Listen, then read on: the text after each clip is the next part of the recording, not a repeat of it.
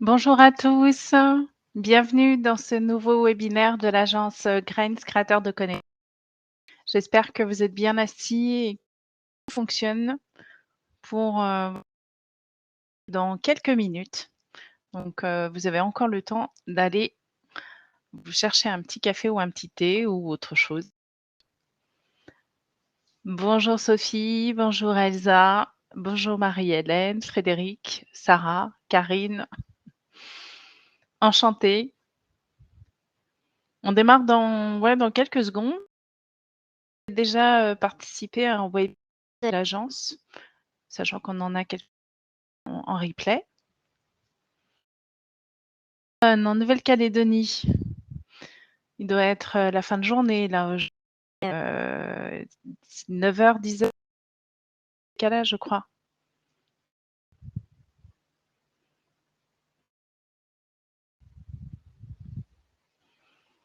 Comme j'ai eu quelques clients, en Nouvelle-Calédonie, les journées commençaient assez tôt.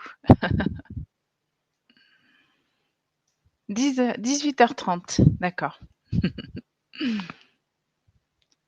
Marie-France, bonjour Didier. Bon, ben, il est 9h30. Démarrer, ce nouveau webinaire, de l'agence Grains Créateur de connaissances. Je suis Séverine Charlon, fondatrice de l'agence, Grains Créateur de connaissances, qui est une agence qui est basée, dans le Vaucluse. Je vais en vous donner, quelques précisions dans quelques minutes. Ce webinaire, qui est dédié à comment penser l'avenir, de manière, sereine.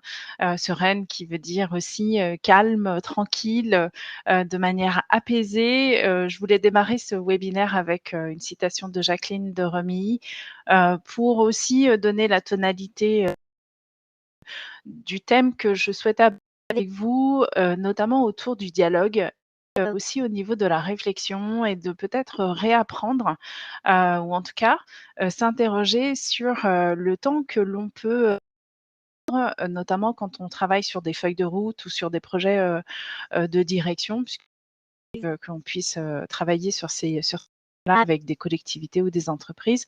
Mais comment est-ce que l'on peut se projeter, mais en prenant le temps de la réflexion et surtout aussi le temps du dialogue, compte tenu, voilà, de ce que l'on peut, avoir à l'extérieur, comme, à la fois conjoncture et événements qui peuvent parfois nous précipiter, à des, réflexions ou à des solutions un peu trop rapides, et donc l'idée, c'est vraiment de pouvoir, s'interroger en utilisant des méthodes et des outils pour, se projeter, de manière sereine, dans un futur que nous aurions décidé.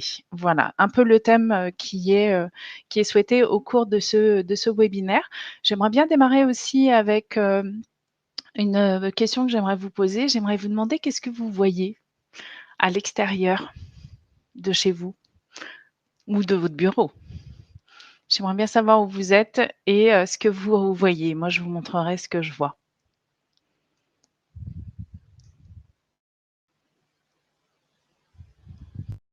Ouais. Ah Nathalie, on est proches. Des montagnes et un ciel bleu, Martine. OK.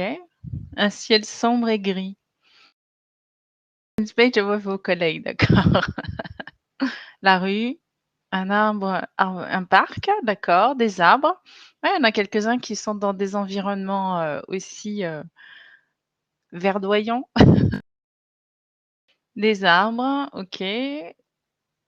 Immeubles, cours, soleil, d'accord. Forêt dans le brouillard. Bon allez, moi je vais vous montrer, ce que ça me permettra de vous expliquer aussi, où est basée, l'agence. Je vais vous montrer, hop, ce que je vois. Voilà. Ça, c'est le cadre, de travail, de l'agence, puisqu'on est basé donc, à Saint-Trény, dans un petit village dans le Vaucluse et dans voilà, de nos activités, eh bien, on travaille à la fois, bien sûr, en télétravail et également, un peu partout en France au niveau de l'agence. Voilà. Donc cadre assez régulier qui nous permet de pouvoir travailler de manière aussi sereine. Donc quelques précisions. Hop, je reviens sur ma présentation. Donc, au niveau de l'agence, Grants Créateurs de connaissances, on est une agence, à la fois cabinet conseil, organisme de formation et on a la particularité aussi, notre, vocation, c'est finalement de rendre palpable, concret, perceptible, des techniques qui vont aussi, permettre à des équipes de pouvoir travailler, soit sur, des problématiques, soit sur des projets en utilisant des techniques qu'on va appeler des techniques d'idéation, des techniques de résolution de problèmes et on travaille beaucoup sur le design et donc on fabrique des objets. Il y en a un que je vais vous présenter aujourd'hui et par exemple, on fabrique ce genre d'objets en bois qui sont fabriqués donc dans le Luberon puisqu'on est sur le plateau d'Albion et à la frontière du Luberon. Voilà. Pour l'activité de l'agence, donc on accompagne à la fois sur, des, projets de direction, des, changements organisationnels. C'est pour ça que je vais aussi aborder le sujet de l'organisation apprenante au cours de ce webinaire. On travaille aussi bien sûr sur de la transition, numérique et puis, aussi sur de l'innovation, pédagogique et notamment on a mis en place, une expérimentation qui a lieu dans le PACA. Alors je ne sais pas si certains sont, en Provence, Côte d'Azur, Alpes-Côte d'Azur pardon, vous entendrez peut-être parler, voilà, d'un projet qui s'appelle Ton avenir pro, qui est, porté sur Apt et qui est financé par Pôle emploi région et qui a vocation à accompagner les entreprises, qui ont des difficultés de recrutement et également demandeurs d'emploi longue durée. Donc on travaille aussi sur de l'ingénierie, pédagogique dans le cadre de nos, missions.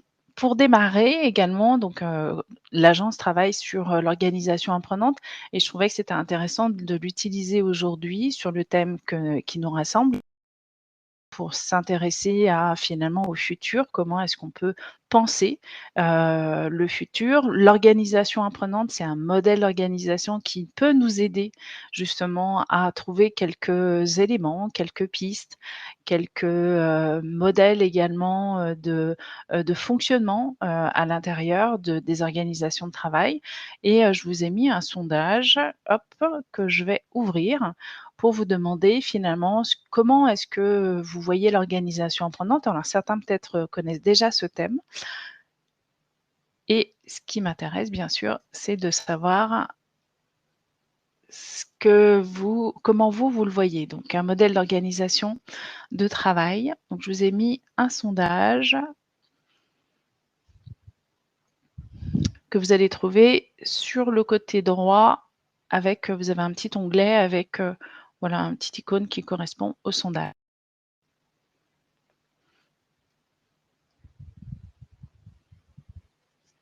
D'accord, donc il y avait 3 propositions. Il y a la première, c'est une organisation qui apprend en marchant, une organisation qui développe des capacités pour s'adapter aux crises et une troisième, une organisation qui voit les choses de manière globale. Donc il y a majorité de votes, ouais 50 pardon, ah ça descend, ça descend, ça se rétablit. Sur, la première proposition, une organisation qui apprend en marchant, une organisation pour, s'adapter aux crises. Alors bien sûr, les 3 propositions sont valables puisque l'organisation apprenante donc, c'est un modèle d'organisation qui a été développé dans les années 2000, par un spécialisé en sciences de l'organisation, qui, s'appelle Peter Senge et Chris Hageris.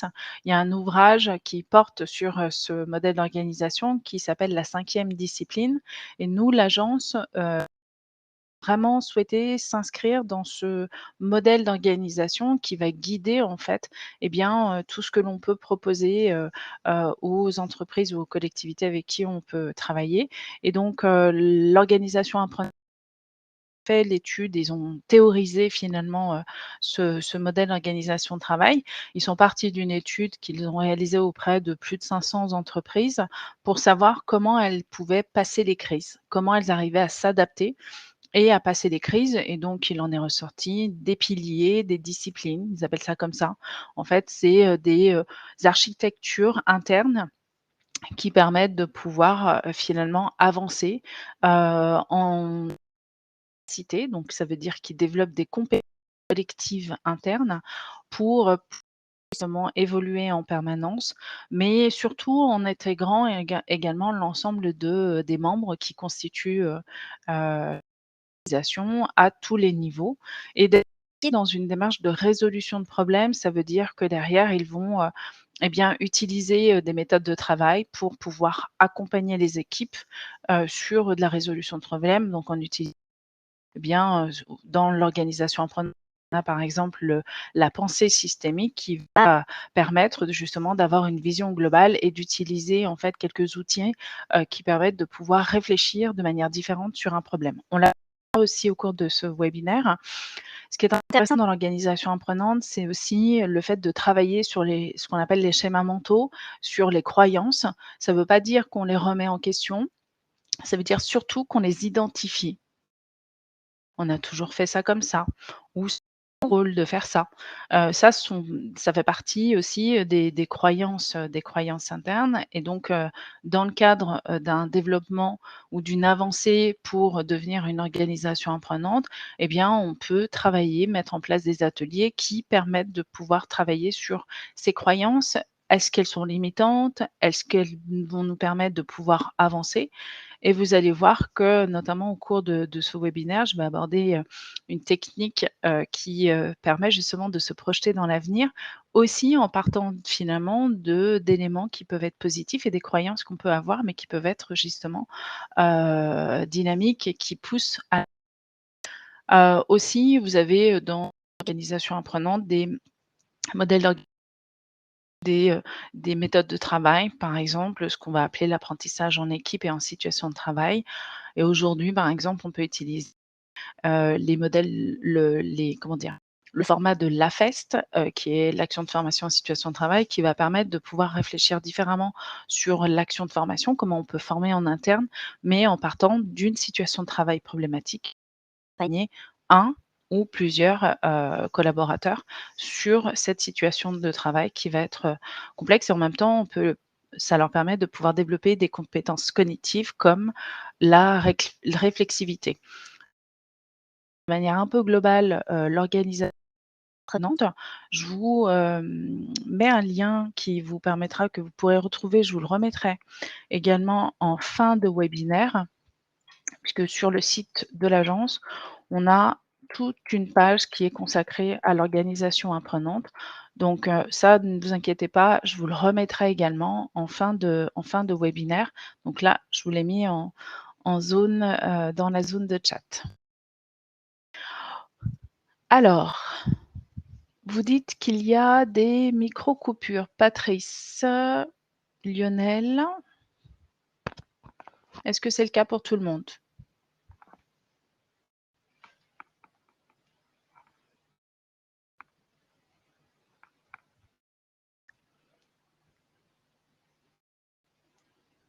Alors, des micro-coupures, aussi micro-coupures régulières, idem pour vous aussi? C'est dommage.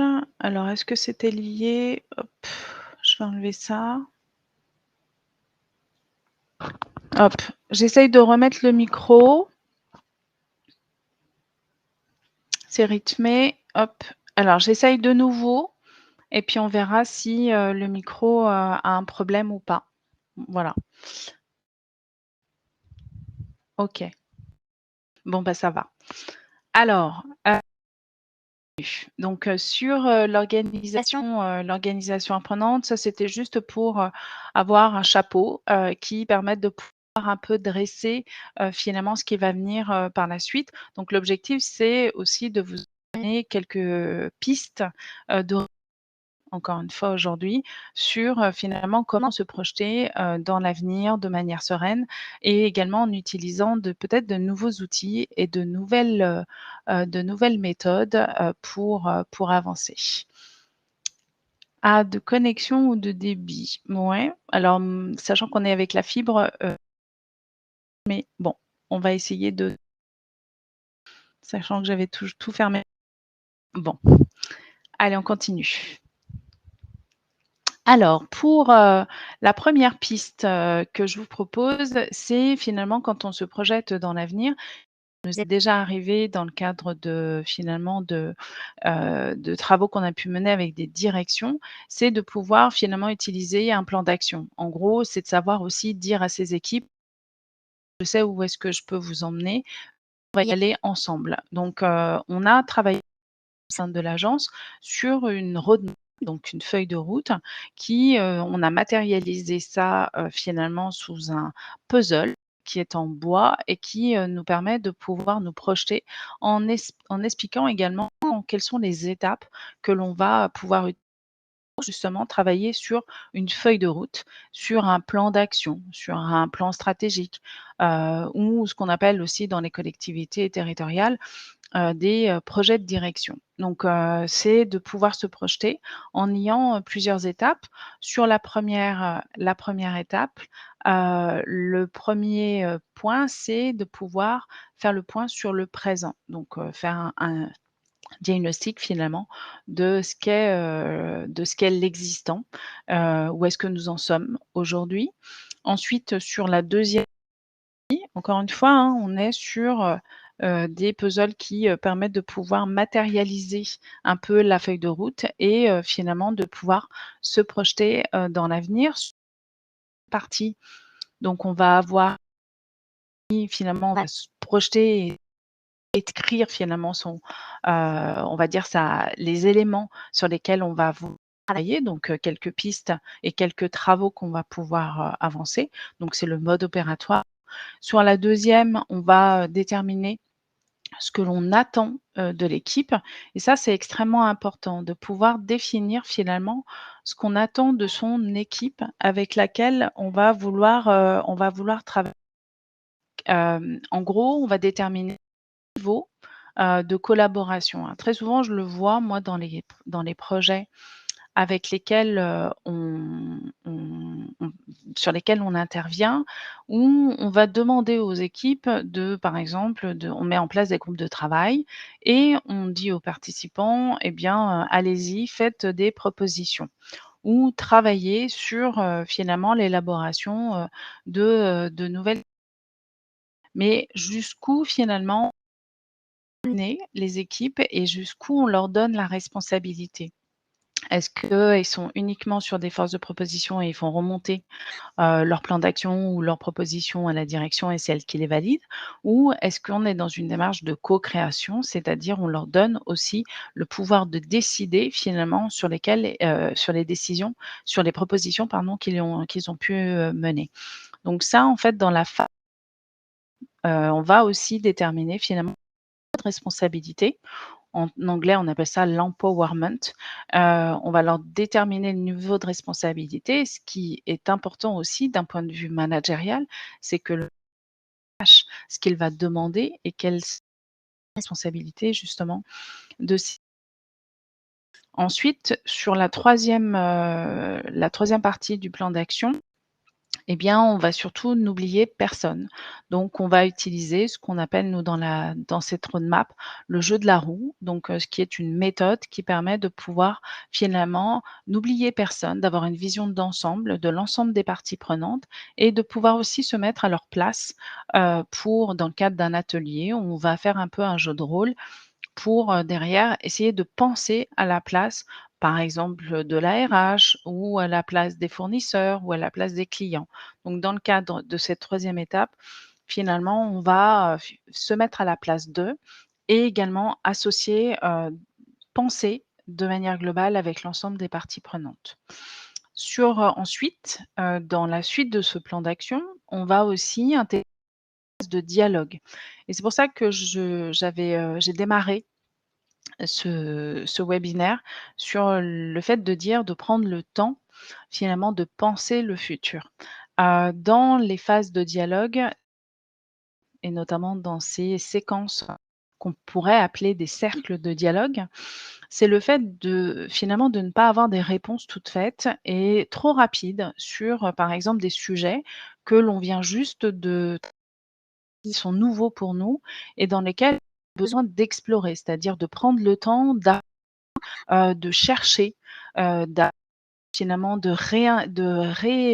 comment dire? Évaluer ou de réinterroger des concepts. Surtout quand on est dans des démarches un peu où on veut, faire bouger les lignes ou être dans des démarches un peu, d'innovation et bien d'avoir ces temps, d'exploration dans lequel on va aussi initier, ces, collaborateurs appelle le dialogue. Anciennement, on appelait ça la dialectique, mais c'est-à-dire d'explorer finalement des concepts ou des sujets qui vont être traités, mais sans aller à une décision trop rapide. Donc, dans ces phases-là, on va être donc dans une phase un peu exploratoire et ensuite sur la quatrième étape, on est, sur, le fait d'avoir déterminé notre feuille de route, donc on l'a écrite et ensuite on va avoir une dernière étape qui appelle, le dialogue vivant, pardon, le diagnostic vivant, qui est de vérifier qu'on a bien emmené tout le monde et surtout qu'on a vérifié que pour tout le monde, la feuille de route qui était elle a du sens pour tout le monde. Extrêmement important de vérifier que finalement ce qui a été, envisagé, imaginé et bien ça puisse, être, compris, intelligible et que chacun puisse aussi à son niveau de responsabilité, à son niveau de poste, qu'il puisse se projeter également sur, finalement, la son plan, la feuille de route qui était, décidée. Donc, sur cette feuille de route, telle qu'elle est présentée, donc c'est un puzzle, qui permet justement de pouvoir avancer par étapes et chaque, étape est bien précisée avec, l'ensemble des méthodes qui sont donc, par exemple sur la phase 2, on va avoir ce qu'on appelle la boussole de l'intelligence collective, c'est-à-dire de pouvoir déterminer quel est le niveau de responsabilité de chacun.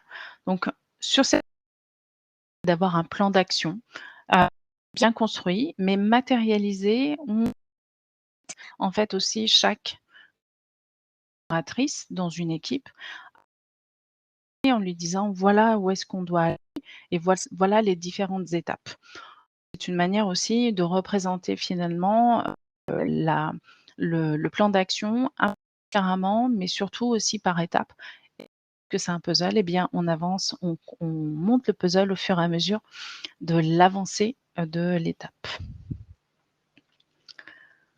Alors quand on dit tout le monde, même les râleurs, oui, absolument. Exactement, on embarque tout le monde. Alors, du coup, pas tout compris sur les dernières phrases. Alors je j'ai l'impression qu'il y a un souci de son, mais en tout cas, habituellement, j'utilise toujours le même micro.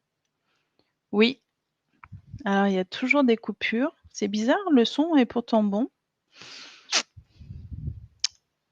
Alors je ne sais pas si le technicien est là, je ne sais pas. On va essayer d'avancer. Alors ce bug de mon côté également, je l'entends même plus. D'accord, OK. Bon, j'essaye d'avancer, désolée. Bon, alors, j'essaye d'avancer, on va voir. Donc la deuxième piste, c'est, d'utiliser une pensée, le futur positivement. La méthode que je vous propose, qui est une technique, finalement qu'on utilise qui est de l'idéation, donc ça s'appelle la méthode Appreciative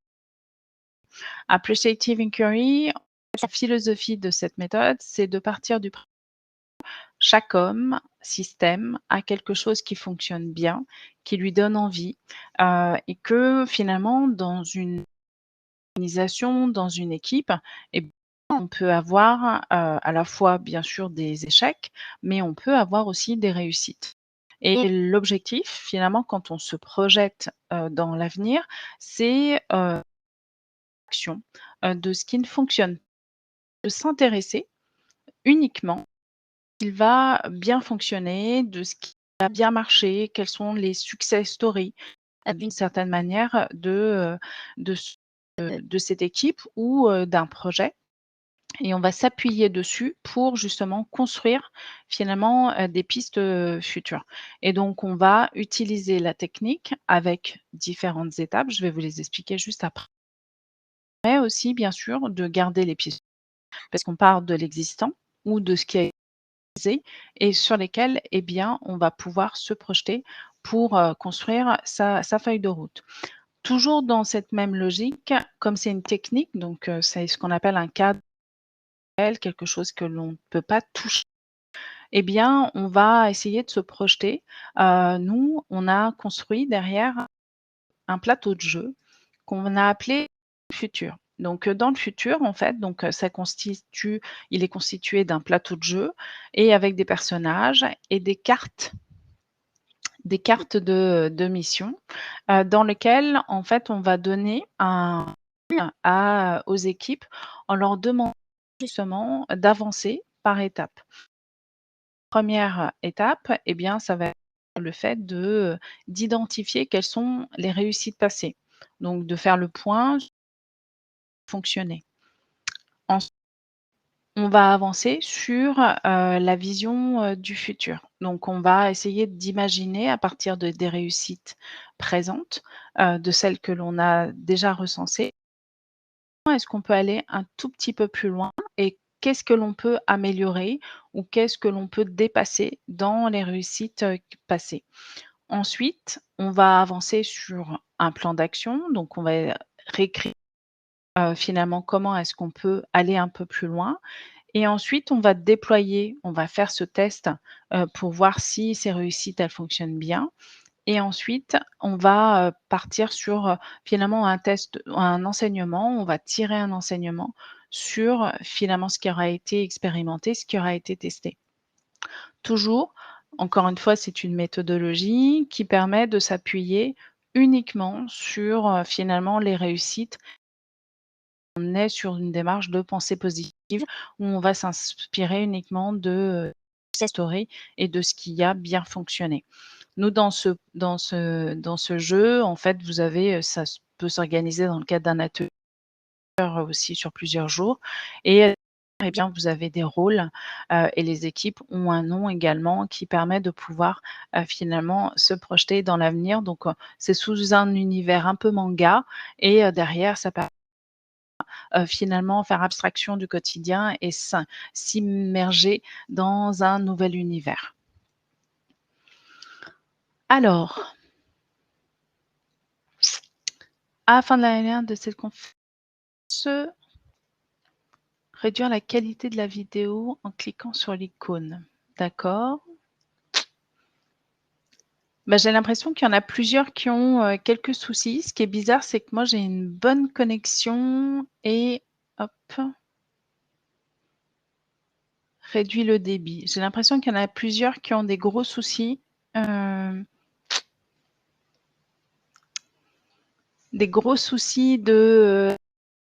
technique. Donc, désolée. Désolée pour,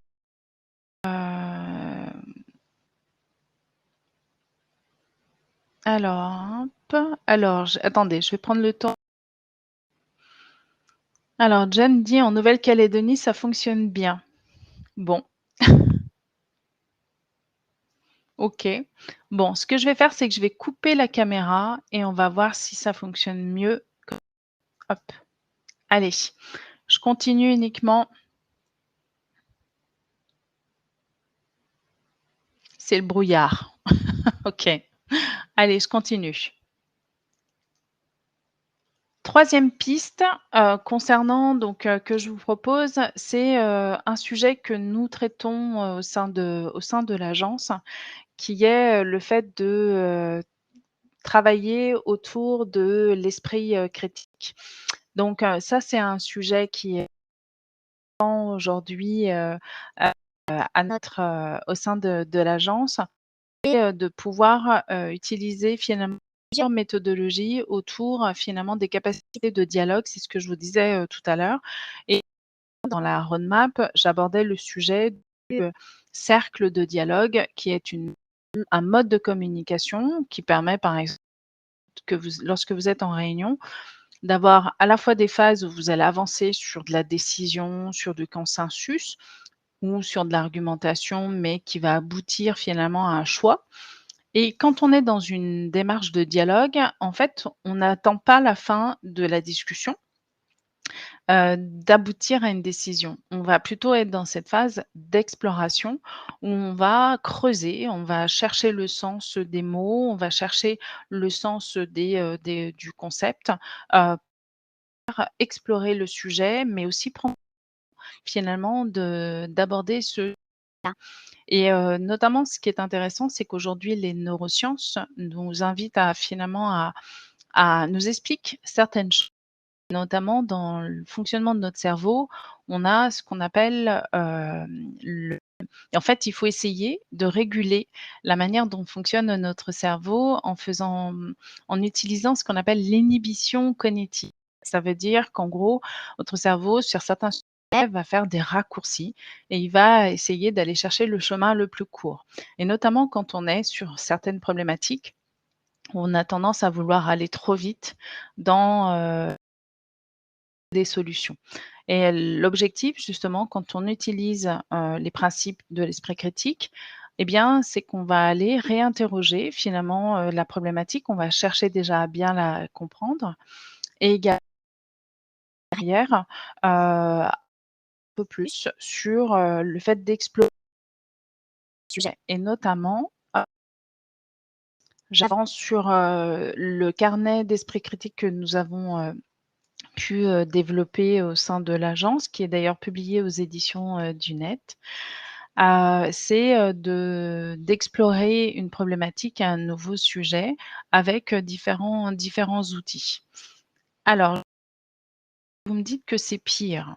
Eh bien alors attendez, je vais faire quelque chose. On va essayer de voir. Hop, je m'arrête 2 minutes. Pourtant, j'ai bien le micro qui est bien positionné. Hop, alors très, très bizarre. J'abandonne. OK, désolée, mais j'ai l'impression que c'est en tout cas, la technique aujourd'hui n'est pas avec nous. Je suis dans les mêmes conditions que les précédentes. Viennent du micro. Ben non, non, le micro est bien positionné. Alors attendez, j'arrête 2 minutes. J'arrête 2 minutes et je vais essayer autre chose.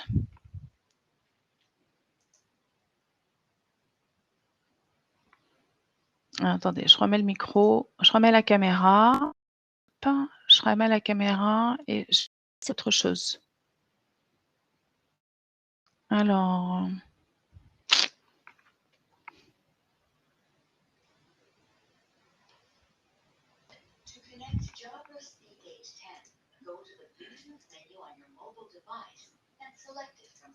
alors attendez, je vais essayer autre chose. Hop, je vais changer de micro, on va voir.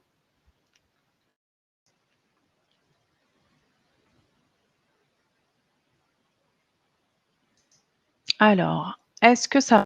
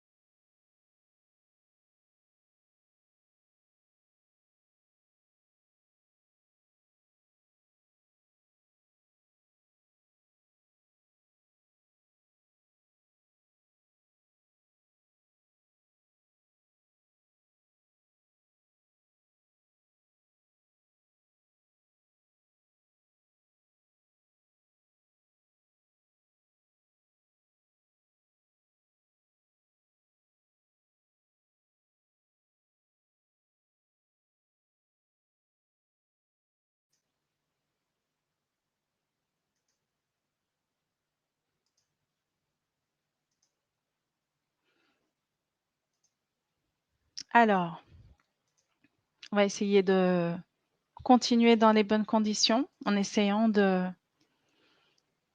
alors, est-ce que c'est bon? C'est un calvaire aujourd'hui. OK pour le son? C'est bon pour le son? OK, oui. En tout cas, merci beaucoup. Je vous trouve très, très indulgent. Vraiment désolée. Ça a l'air d'être mieux. OK, bon, bah, pour ce dernier webinaire, sponsorisé, par avec Webikeo, c'est une catastrophe. Désolée, mais vous voyez, on peut garder le sourire. Heu et en tout cas, je trouve merci beaucoup. Je trouve, particulièrement patient et très indulgent et coopératif. Donc, sur l'esprit critique, l'idée c'était, d'aborder cette piste en termes de méthodologie et surtout d'outils, de dialogue. Donc je vais juste revenir un petit peu en arrière sur, l'esprit critique. Encore une fois donc, forcément, ce que je vous disais tout à l'heure, c'est nous, on essaye de matérialiser, des techniques, des outils pour, justement aider, les équipes justement à pouvoir, avancer sur, d'autres modes de raisonnement ou en tout cas d'autres modes de pensée et notamment donc, c'est ce que je vous disais, juste à un instant, sur le fait de développer, en fait des nouveaux modes de dialogue, notamment en réunion et d'être dans des phases, d'exploration. Je vous prends un exemple, cette année, on a accompagné, des directions à travailler sur, leur projet de direction avec leurs équipes. Donc toute la méthode, tout le processus avait été écrit. Mais en fait, ils avaient oublié une chose, c'était de demander finalement quels allait être le rôle, des directions et des managers dans ce travail finalement prospectif de qu'est-ce qu'ils imaginaient pour leur direction future.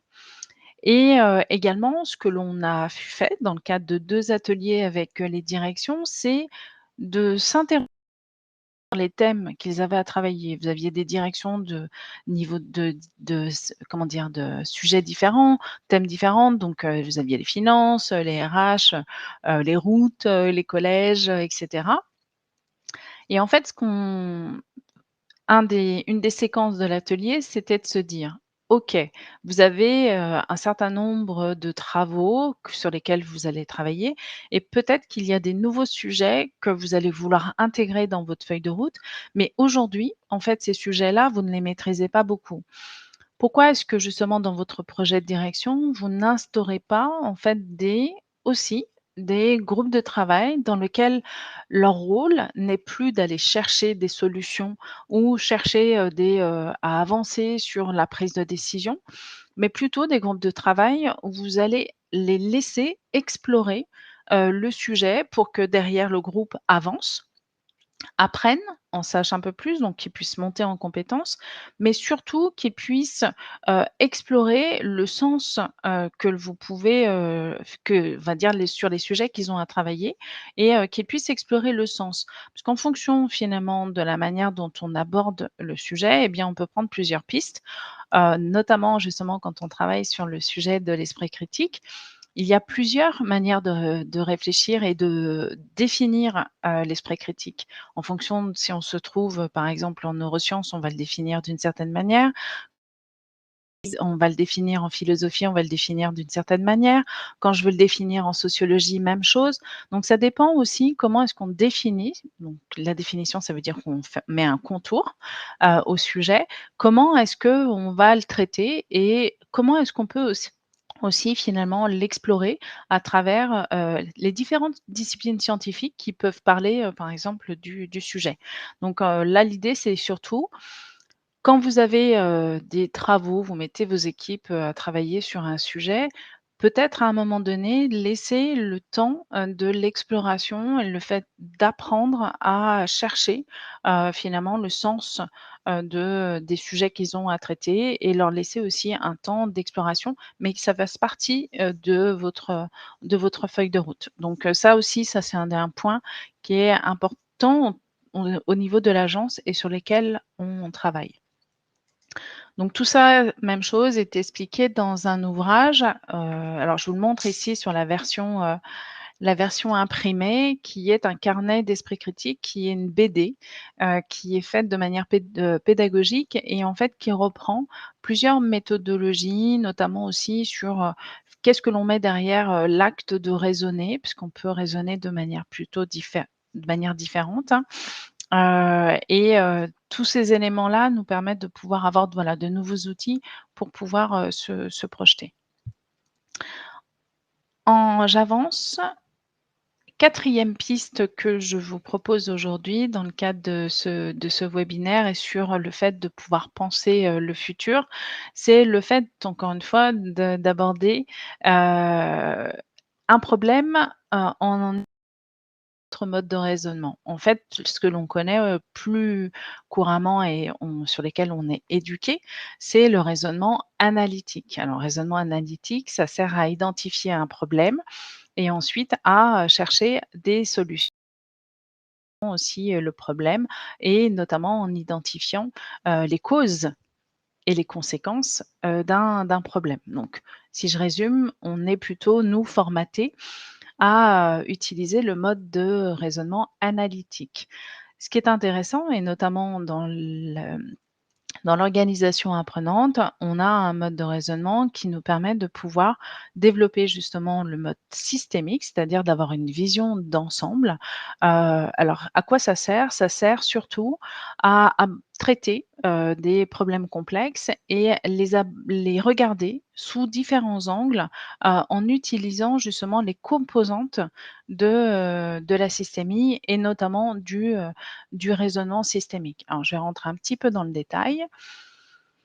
Alors, quelles sont les composantes de la systémie et quelles sont les composantes de la pensée, systémique? En fait, elles se composent en 6 catégories, en 6 composantes, qui nous permettent d'avoir une vision d'ensemble.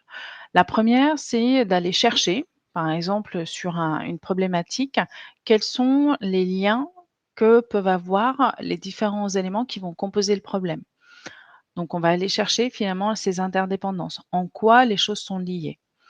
Ensuite, la deuxième, et celle-là je l'aime bien, c'est le fait que ce soit dans une démarche, enfin que ce soit un problème, à partir du moment où vous commencez à travailler sur sa solution, eh bien vous avez changé la nature du problème. Donc il faut toujours considérer que, finalement une problématique, elle est d'ordre dynamique. C'est-à-dire que, eh bien elle potentiellement la solution qui va être, trouvée, eh bien elle a changé, la nature du problème. Donc potentiellement on a un deuxième problème qui arrive ou dans tous les cas, on a une autre problématique, auquel peut-être on sera confronté. Donc on est dans une démarche à la fois itérative, mais aussi, dynamique.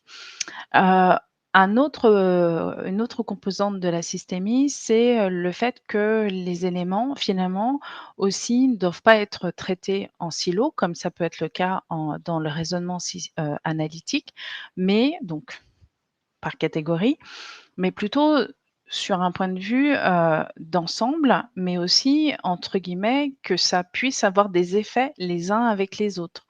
Si on prend l'exemple, par exemple, au plan managérial, quand on demande à une direction de travailler sur finalement son projet de direction ou sa feuille de route et qu'on est dans une démarche collaborative où on donne une certaine, liberté, d'action, une liberté de penser, à ses équipes et bien, le processus qui va, engager l'ensemble des collaborateurs dans ces travaux et bien, ça va avoir des effets. Ça va, par exemple, avoir un effet de créer des liens ou de nouvelles relations de travail entre des personnes qui n'avaient pas l'habitude de travailler ensemble. Ça va leur donner aussi peut-être de l'autonomie, ça va leur permettre de développer de nouvelles méthodes de travail. Donc en fait, on regarde aussi ce qui se passe à l'intérieur et des phénomènes qui peuvent aussi, être, la conséquence finalement de du problème initial et de comment est-ce qu'il a pu être, résolu. Dans la les composantes de la pensée systémique, on a aussi le fait de voir les choses comme un tout.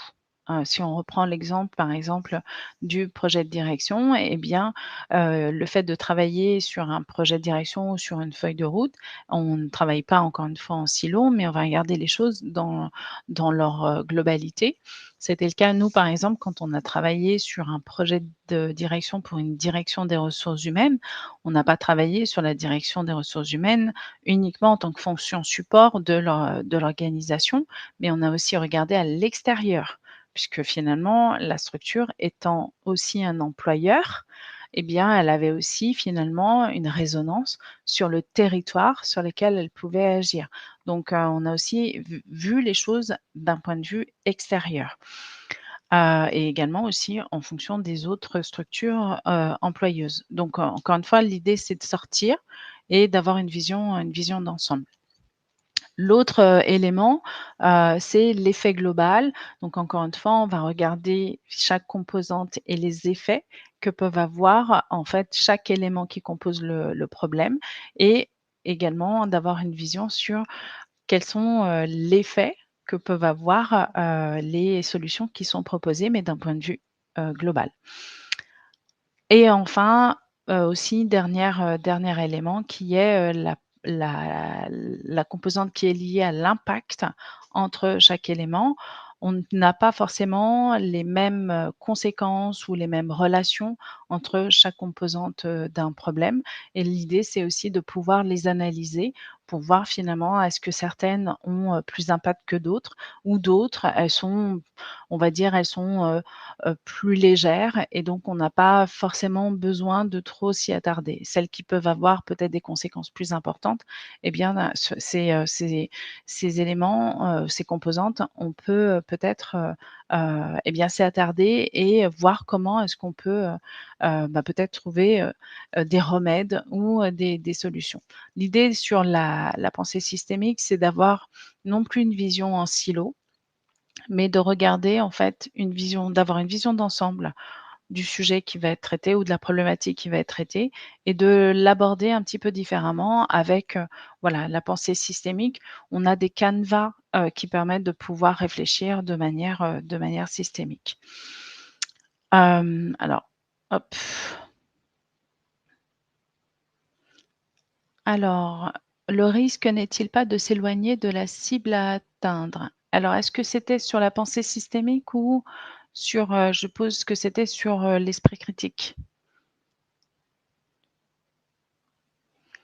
Je pense, hein, Sarah, sur ce que vous dites. Alors, oui et non, sur le risque, le fait d'explorer un sujet et de chercher à en savoir un peu plus sur, c'est un petit peu ce on fait, en dialectique, c'est-à-dire on va chercher le sens, du mot, mais le sens, on revient finalement à l'origine. Moi, j'aime bien travailler là-dessus, sur notamment les étymologies, des mots parce qu'on se rend compte que des fois on peut s'égarer sur le sujet. Mais c'est surtout que finalement, même le fait de travailler sur, explorer un sujet ou une problématique et de prendre le temps nécessaire pour ça, eh bien, ça permet justement, encore une fois, c'est de regarder les effets comme on vient de le voir avec la systémie, de voir que finalement, eh bien, ça va permettre aussi, ça va avoir des effets aussi bénéfiques, sur les équipes les invitant à aller peut-être découvrir de nouvelles sources d'informations ou, potentiellement de faire aussi, de nouvelles, comment dire? Sélections d'informations ou, de nouveaux outils qui permettent de pouvoir, travailler sur de l'analyse ou, du recensement, par exemple. Je prends l'exemple des directions qu'on a accompagnées en mars et en avril. Ils avaient, travaillé avec l'ensemble des agents pour recueillir leurs idées sur, finalement des propositions, eh bien, ils se sont, posé la question comment est-ce qu'ils pouvaient, recenser l'ensemble des idées et quelque part pour qu'elles soient accessibles à tout le monde. Donc, ils ont mis en place en fait, eh bien, une plateforme dans laquelle ils ont pu recenser toutes les propositions. Donc vous voyez, on est aussi, derrière sur des effets qui sont positifs parce que derrière, eh bien, ça fait pousser un peu plus loin ce qui n'était pas prévu au départ. Donc, voilà. Moi, c'est ça que je trouve intéressant justement dans ces démarches-là. Alors, peut-on avoir un exemple opérationnel sur une problématique définie? Eh bien, sur la pensée systémique, par exemple, je prends un exemple d'une cellule qu'on avait accompagnée, dans une structure d'assurance, où, l'idée c'était d'avancer sur, l'organisation apprenante. Donc, le vous aviez un groupe de travail qui travaillait sur le sujet, où ils devaient avancer sur l'élaboration d'un plan d'action pour mettre en place, l'organisation apprenante. Dans le cadre de ce plan d'action, eh bien, ça intégrait, aussi le service, des ressources humaines et en fait, en analysant, ce plan d'action, on s'est rendu compte avec, le groupe de travail que finalement, on allait travailler dans une démarche projet et que, certaines directions qui allaient être intégrées, dans ce plan d'action n'avaient pas l'habitude de travailler en mode projet. Donc finalement, on allait les confronter à un nouveau mode de fonctionnement et potentiellement les mettre en difficulté sur quelque chose qu'ils ne maîtrisaient pas. Donc cela nécessitait finalement aussi de, prendre un temps, pour les initier au mode projet ou mettre en place d'autres, dans le plan d'action, d'autres types d'accompagnement pour accompagner, par exemple, la direction des ressources humaines à travailler en mode projet. Donc ce que je veux dire par là, qui avait été identifié en disant: «Bah, oui, on va avancer sur un plan d'action et puis on va intégrer, les ressources humaines parce elles font partie du système». Sauf que le mode de fonctionnement qui avait été, choisi, eh bien, pouvait mettre en difficulté, finalement une direction qui était, partie intégrante. Voilà un exemple. Pour continuer, avant qu'on termine, puisqu'il reste 10 petites minutes et désolée pour, voilà, le cafouillage, technique. La cinquième piste que je vous propose, c'est de pouvoir, finalement, développer de nouvelles pratiques, pédagogiques pour développer l'autonomie, toujours dans cette démarche où on veut, avancer de manière, sereine, sur l'avenir et essayer de mettre en place de nouveaux outils, managériaux et voilà, j'aime bien m'inspirer de la philosophie et comme disait, Socrate, faire découvrir à ses collaborateurs les vérités qu'ils portent en eux, l'i en utilisant, quelques outils qui favorisent l'autonomie et bien, justement, on va pouvoir finalement, développer de nouvelles capacités et de nouvelles aptitudes au travail pour, permettre, cela. Alors je vais prendre par exemple, donc on a parlé de la résolution de problèmes, précédemment. Je vais prendre le modèle de Paolo Freire, qui est un pédagogue, qui a beaucoup travaillé sur ces pratiques pédagogiques liées à l'autonomie. Donc Paolo Freire, c'est un Brésilien qui a beaucoup travaillé sur, aussi, les difficultés que pouvaient avoir, certaines minorités et certaines catégories justement liées à l'enseignement, et notamment dans le monde de l'éducation. Il a développé ce modèle de problem solving. Qu'est-ce que ça veut dire? C'est, simplement le fait d'outiller ces équipes avec, encore une fois, des cadres, conceptuels sur lesquels ils vont pouvoir résoudre par eux-mêmes, des problèmes.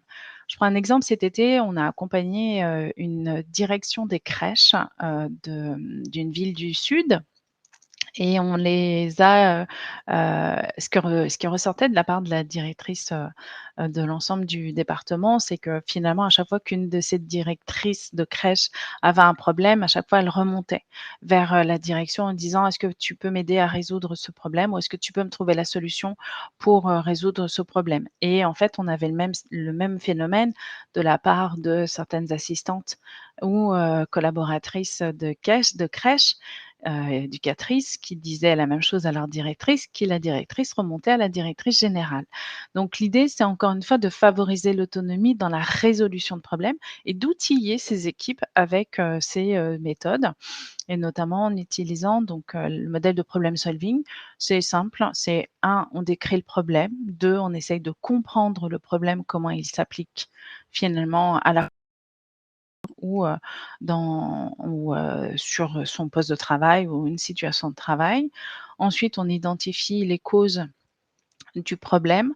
On essaye de les généraliser à d'autres, c'est-à-dire de voir si elles peuvent être déployées et pas uniquement, liées à cette, situation de travail et puis on avance sur des suggestions d'alternatives, applications et évaluations pour voir derrière si la solution qui a été identifiée, eh bien, finalement, elle correspond, elle répond à la problématique ou pas.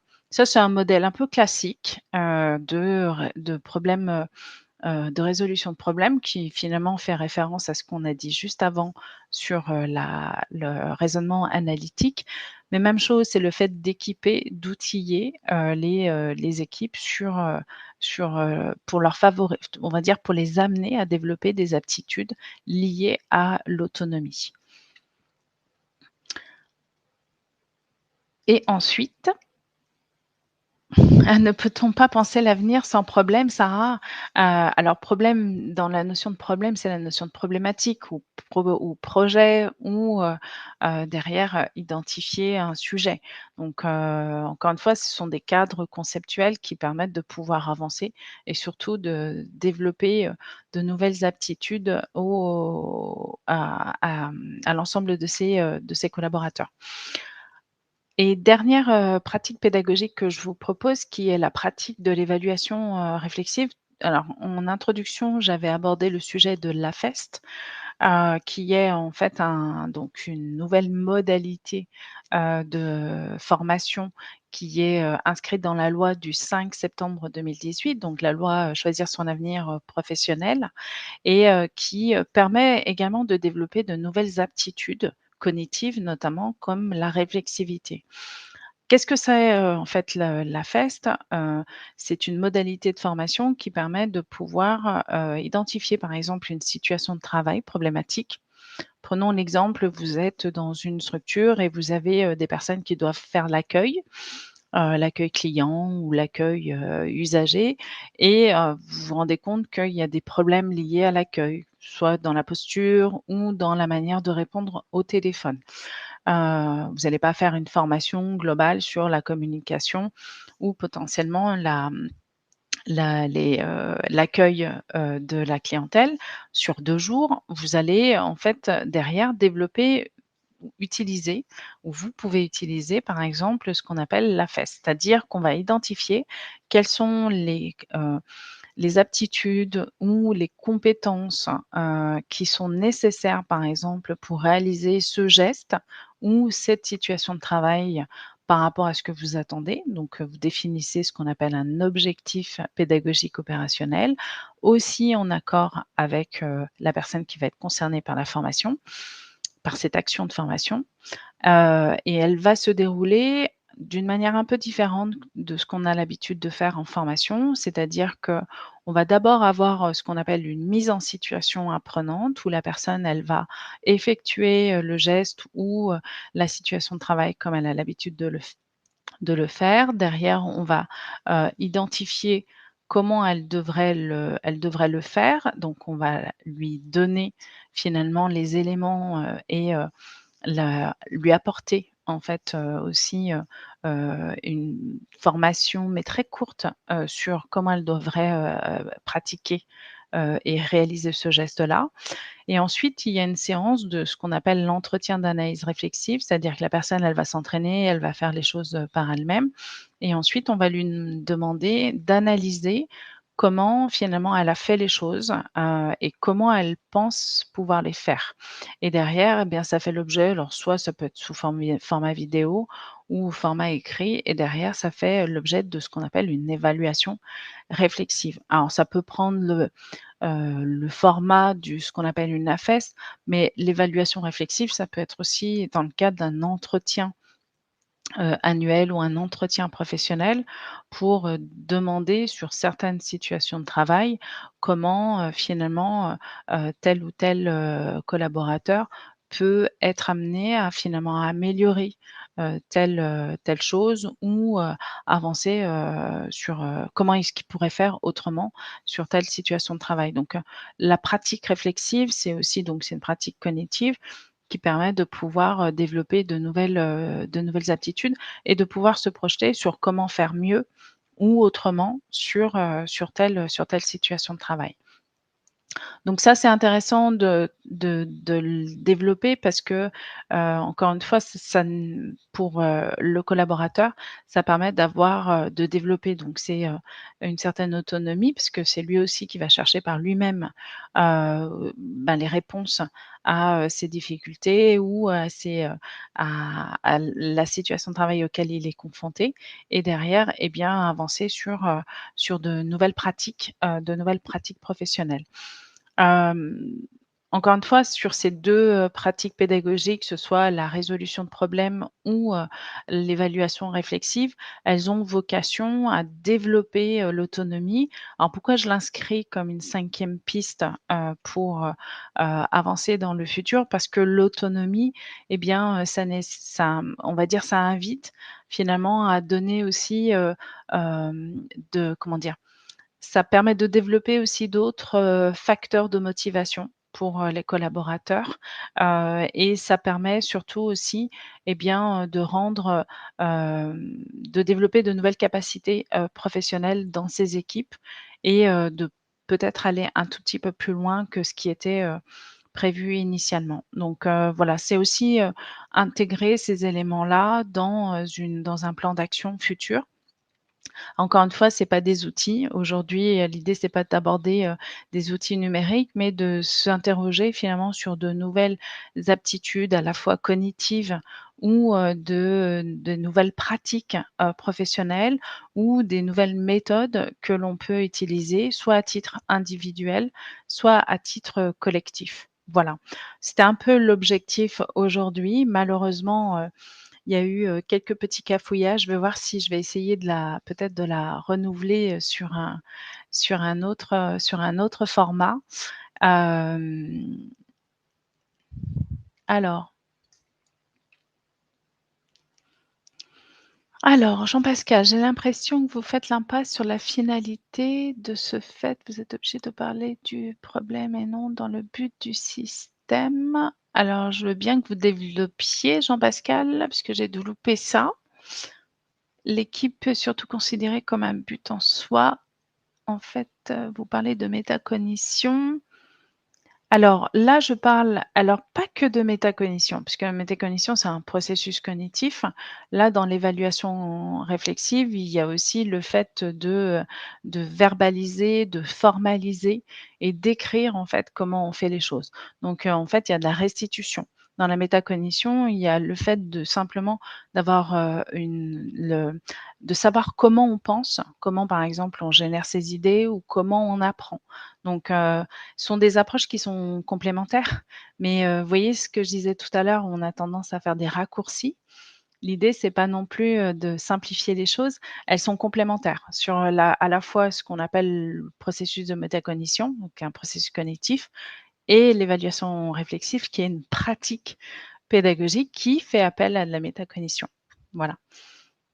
En tout cas, c'est comme ça, que moi je la définis et comme ça que potentiellement je peux, l'expliquer. Alors pour ceux qui veulent en savoir un peu plus malgré, toutes ces difficultés, je vous propose de regarder le site de l'agence encore une fois sur, l'ensemble de ces principes et de ces outils que l'on a pu vous proposer et si vous voulez en savoir plus et bien, nous restons à votre disposition, pour, voilà, un complément d'information. Encore une fois, il y a des éléments que j'ai, mis dans ce webinaire que vous allez pouvoir retrouver également dans d'autres webinaires. Je pense à la roadmap par exemple ou aux jeux, dans le futur et également le carnet d'esprit critique où j'avais fait un webinaire où je vous avais lu quelques passages de cet ouvrage qui d'ailleurs est publié, dernièrement aux éditions du Net. Voilà, désolée pour, toutes ces problématiques, techniques et puis, au plaisir pour, de nouveaux webinaires.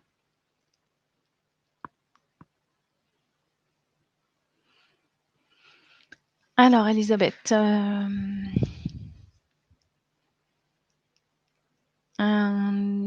Existe-t-il un webinaire plus axé sur la pratique?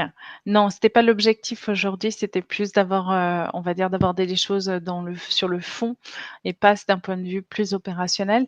Mais vous allez pouvoir les retrouver justement, ce que je vous disais. Regardez, sur le catalogue des webinaires que vous avez au sein de l'agence, vous allez avoir un peu plus peut-être d'éléments, mais plus segmentés, par exemple, par outil. Notamment, par exemple, pour la roadmap, vous avez un webinaire qui est dédié à ça.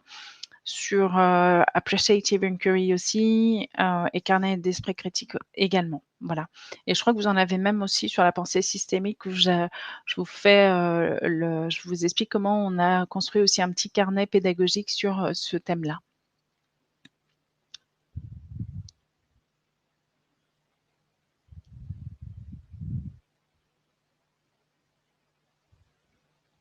Ah oui, complètement, Carly, pour, la partie systémique, absolument.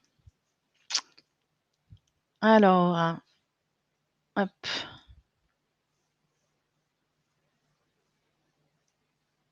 Bah, en tout cas, merci beaucoup à tous. Désolée pour, les problèmes techniques et puis, au plaisir de voilà, d'échanger avec vous.